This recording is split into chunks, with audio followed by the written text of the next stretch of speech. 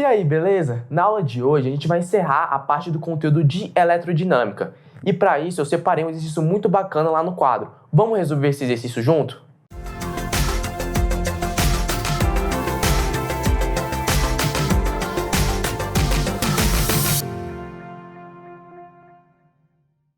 Então, gente, separei esse exercício aqui, ó. Esse exercício consiste em determinar a corrente 1, e 2 e 3, que são as que passam em cada um dos resistores, e ver quais esses elementos são geradores e quais são receptores, beleza? A primeira coisa que a gente vai fazer o seguinte, a gente vai chutar um sentido da corrente. Como assim chutar? A gente vai falar assim, ó, eu acho que a corrente 1 está indo para cima. Aí 2 está para baixo, aí 2 está para baixo, e aí 3 está para baixo. Você vai ver que no final das contas não vai fazer diferença no resultado final, beleza? E a gente também vai ter que as malhas, né? A gente tem duas malhas aqui, dois caminhos fechados. Vou chamar essa malha aqui de malha 1 e a gente vai colocar um sentido de circulação para a corrente. E aqui na malha 1 vou colocar o sentido de circulação, o sentido horário. E aqui também no sentido horário na malha 2, beleza? Agora a gente vai achar um sistema de equações aqui. A gente vai resolver esse sistema para achar essas correntes. Então a primeira coisa que a gente vai fazer é usar a lei de Kirchhoff de corrente para achar a nossa primeira equação do sistema. A gente vai ter aqui a lei de Kirchhoff de corrente, então, que diz que o somatório das correntes que entra é igual ao somatório das correntes que sai. No caso, o que está entrando aqui é I2 e I3, e o que está saindo é I1. Então, a gente vai ter que I1 é igual a I2 mais I3, beleza? Agora, a gente vai fazer o seguinte, a gente vai fazer uma análise da malha 1 e da malha 2. Eu vou colocar aqui, ó, análise.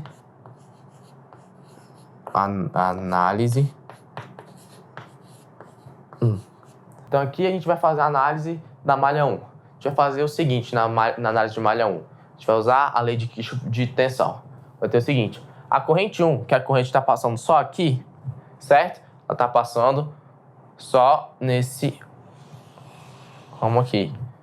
Então a gente vai ter o seguinte aqui, a gente vai ter aqui 21, usando a lei de Ohm, né? U igual a RI. A gente vai ter 21 aqui.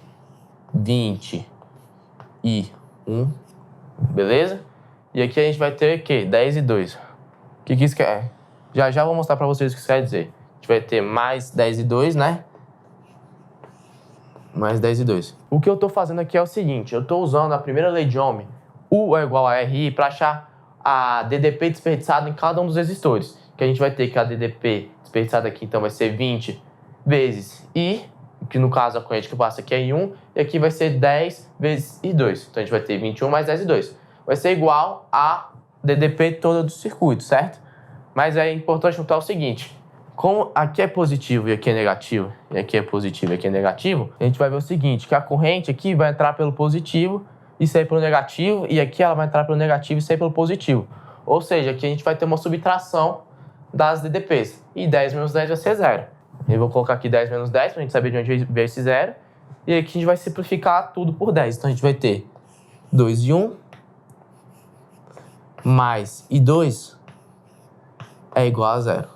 Beleza? E isso a gente achou fazendo a análise dessa malha 1. O que aconteceu? A gente colocou um sentido de circulação para a corrente. Importante lembrar que aqui é positivo e aqui é positivo, porque I1 e I2 estão no mesmo sentido que a gente colocou aqui para analisar a malha, beleza? E aqui a gente simplificou, aqui a gente tem a nossa segunda equação. Então a gente já tem a nossa primeira equação do sistema, temos 3 incógnitas e 2 equações, certo? A última vai vir da análise 2. Deixa eu colocar aqui a nossa análise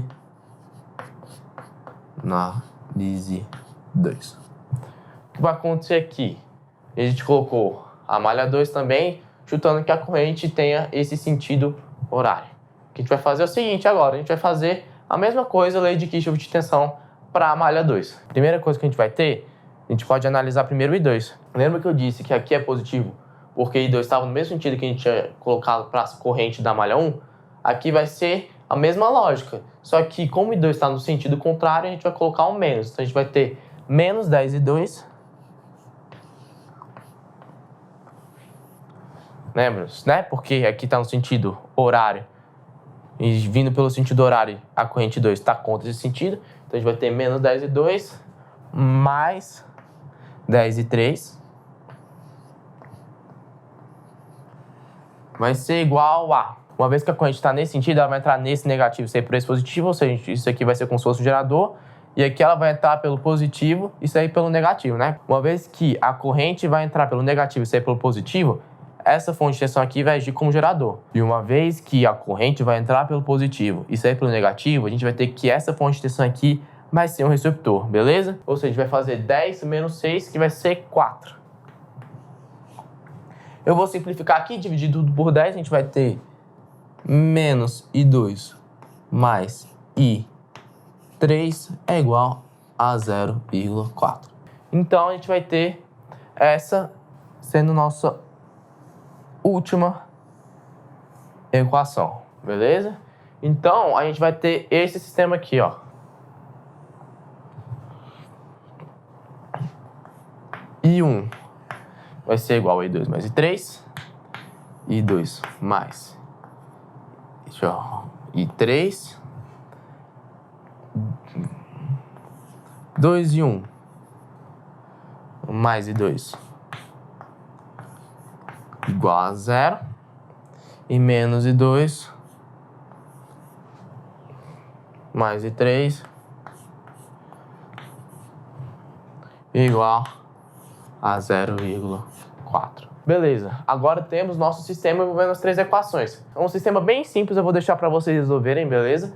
Mas eu já vou colocar as respostas aqui de I1, I2 e I3. Então a gente vai ter que I1 vai ser igual a 0,08, I2 menos 0,16 e I3 0,24. Aí agora vocês vão estranhar, porque você fala, pô Lucas, I2 está negativo, a gente não viu corrente negativa até agora.